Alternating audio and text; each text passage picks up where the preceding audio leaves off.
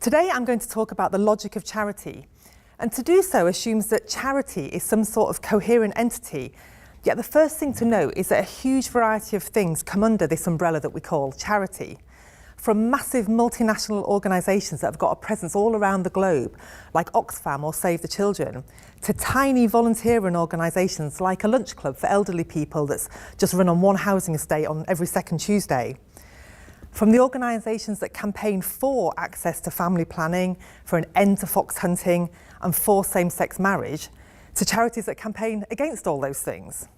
And from the charities that try to raise millions of pounds to do expensive things like find a cure for cancer or buy masterpieces for art galleries, to those that just need a few £100, like to run a holiday scheme for a certain group of kids in one town. These are all charities, but they're obviously different in so many ways. So when we ask, why do people give to charity? Well, that really makes about as much sense as asking, why do people shop? Shop for a pint of milk or shop for a yacht with a helicopter landing pad?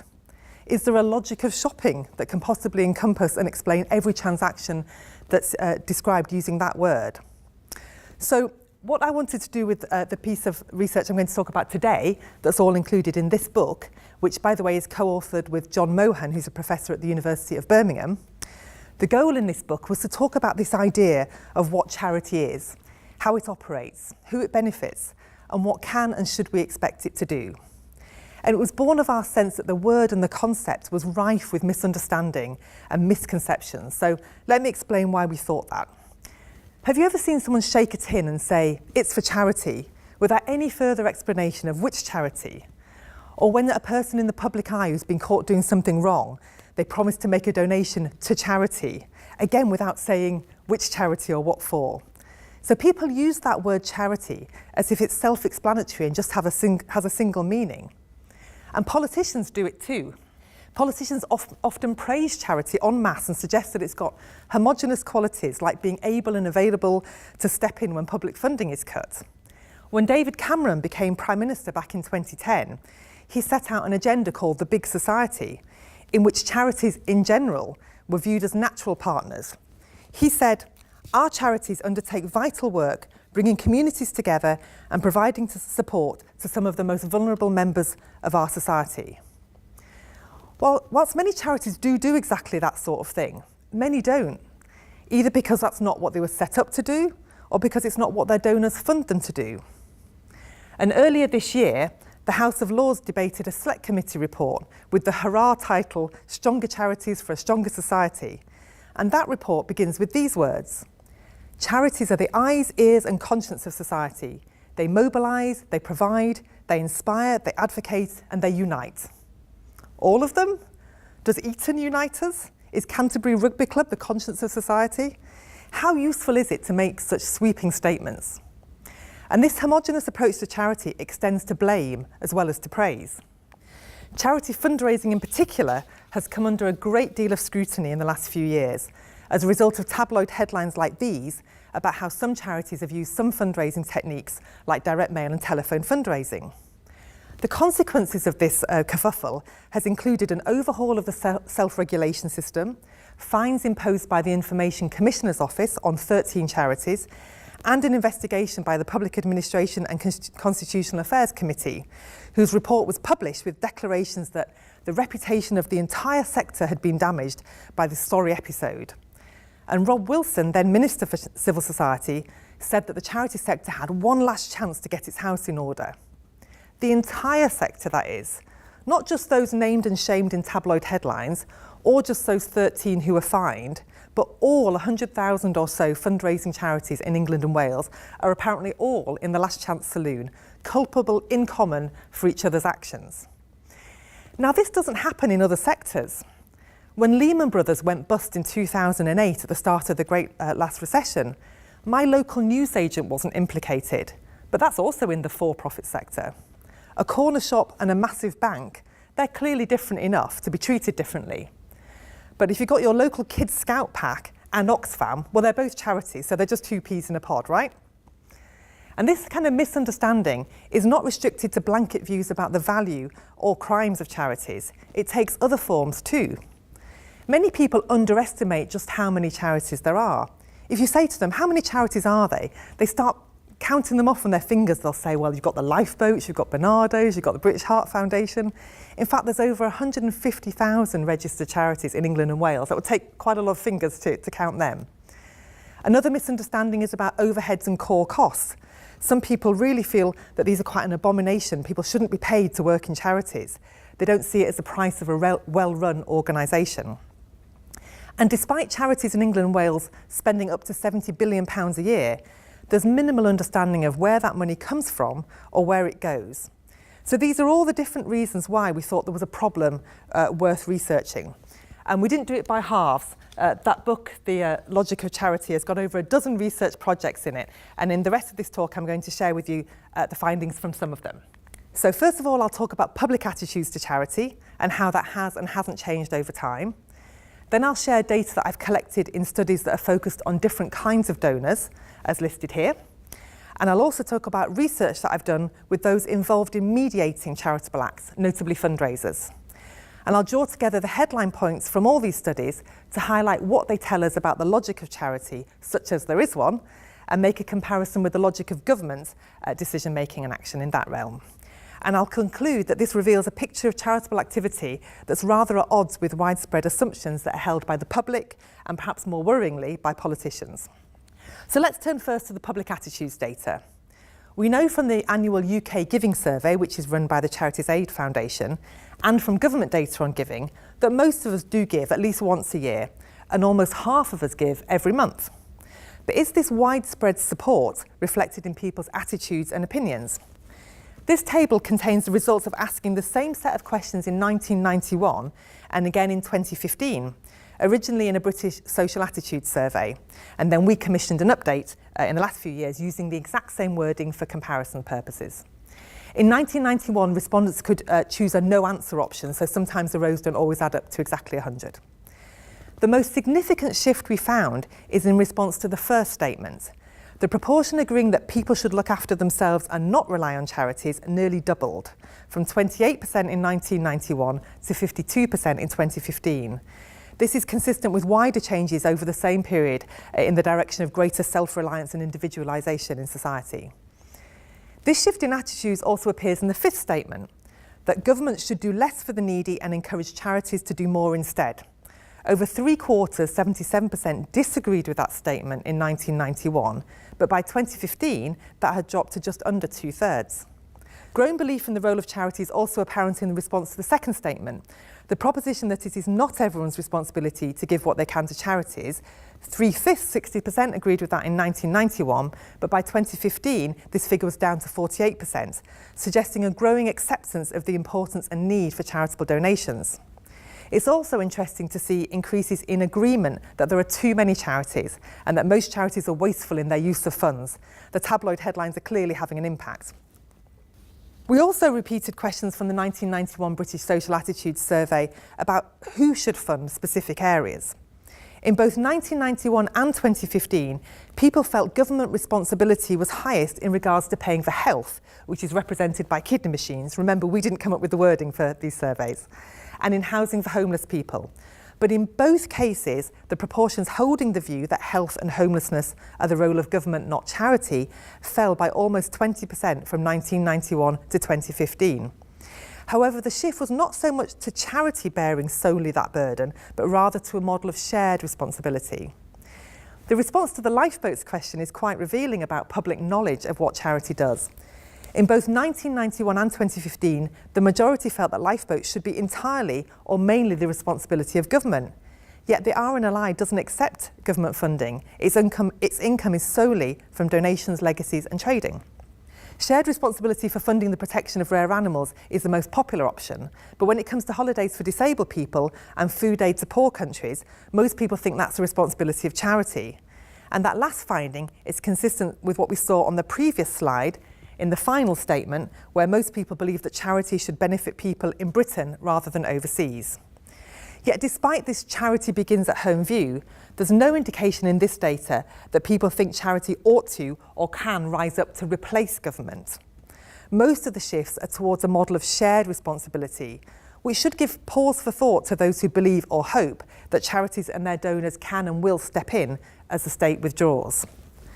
As, for example, that view was held by Jeremy Hunt, who suggested when he was Culture Secretary, according to this Telegraph article, that wealthy individuals should help plug gaps in funding for arts organisations, he said, as he announced budgets will be cut as a result of cuts in public spending.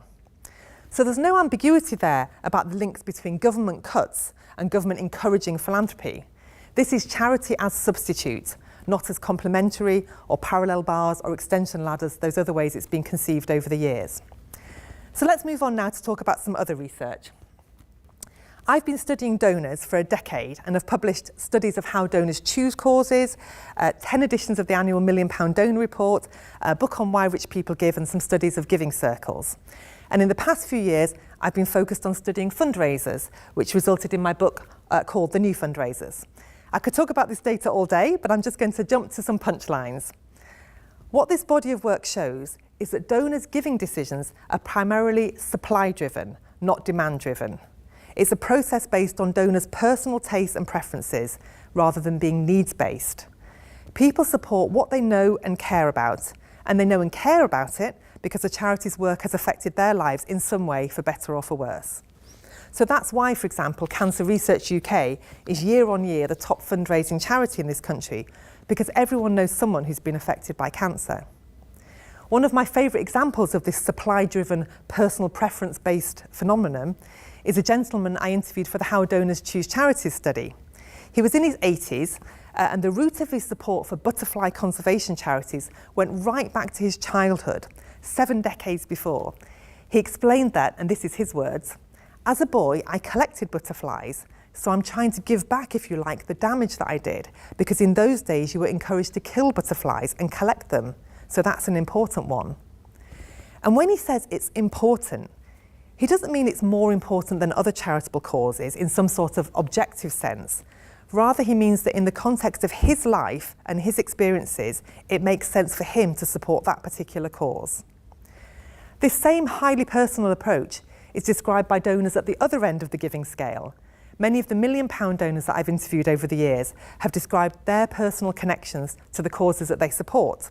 So, for example, one of the £1 million donors I interviewed had given £1 million to Great Ormond Street Children's Hospital because her grandson had a rare condition and he was being treated there.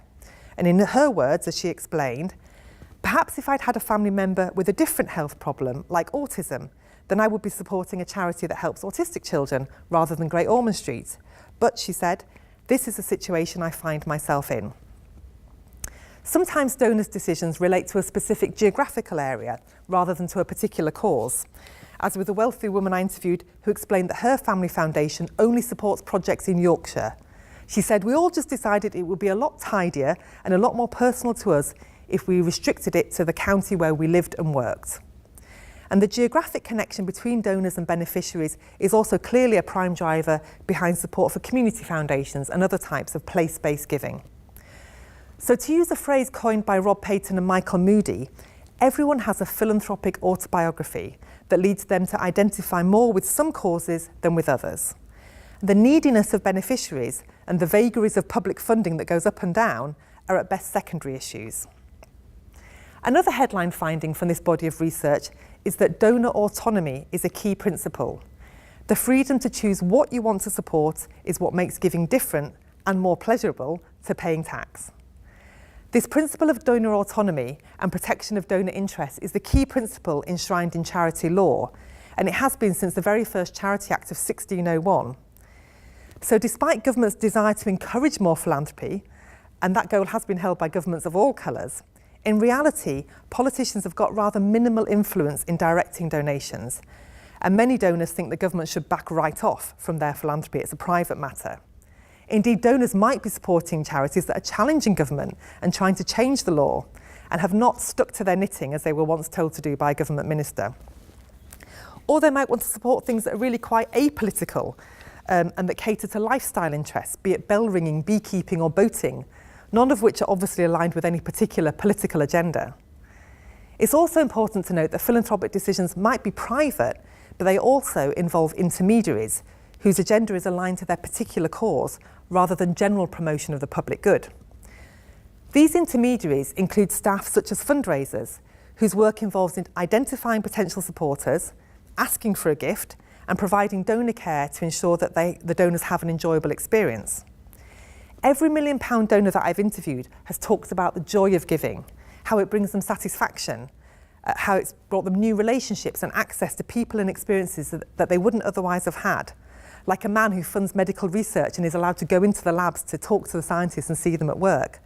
Or those who fund a rare item for a museum and are then allowed to hold it. Or arts donors being invited backstage to watch the curtain call and to meet the stars. It's usually the fundraisers who think up and choreograph these money can't buy experiences to ensure that their donors' lives are enriched as a result of their support. Intermediaries can also be volunteers, such as trustees, who might be friends and colleagues of the potential donor and able to leverage their personal relationships to encourage a gift. Having done so, the norms of reciprocity then kick in. So having asked a friend to give, they know that they have to stand ready to give when they are asked in turn. In this way, major donors can be a bit like a really posh version of buying a round of drinks. I'll support the ballet this year because you're asking me, but next year when I'm running the campaign for the orchestra, you'll have to support my cause.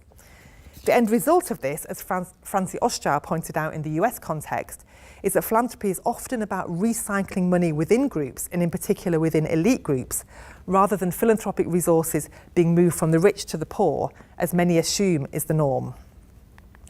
So to sum up that body of research, the institutional logic of philanthropy, which is a major funding source of charity, is best characterised as supply-driven and influenced by these three factors. Firstly, the donor's identification with the cause as a result of their lifetime experiences. Secondly, the donor's confidence in the charitable organisation, which might come from reading financial accounts and impact reports, but more likely comes from personal experience of it as a well-run organisation. And thirdly, donors' desire for personal enrichment, which is often facilitated by intermediaries like fundraisers. For these reasons, I argue that the logic of charity makes it unlikely that charitable efforts will match resources with needs at either an individual or a community level, and that it therefore will fall short of public and political expectations. So to conclude, this table describes the fundamental differences between the logic of government on the one hand and the logic of charity on the other. Government's systemic provision to meet diverse human needs contrasts with charity's idiosyncratic provision of goods and services as determined by uncoordinated donor efforts. The political system is teleological, which means seeking the best way to organise affairs, whereas charity is non-teleological, accepting that there are many different visions of the public good that can be pursued and achieved. It's obligatory to fund government services through compulsory taxation, whereas charity is funded by voluntary, discretionary donations. Government is usually focused on meeting basic needs, whereas charity is focused on both needs and on human flourishing.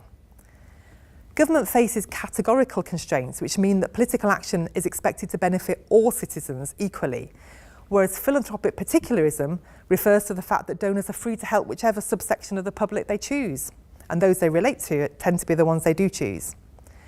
Government spending power is constrained by what median voters will countenance, whereas charities are constrained by philanthropic insufficiency, which refers to the fact that individuals and communities often lack the capacity or the inclination to sustain services indefinitely through private funding.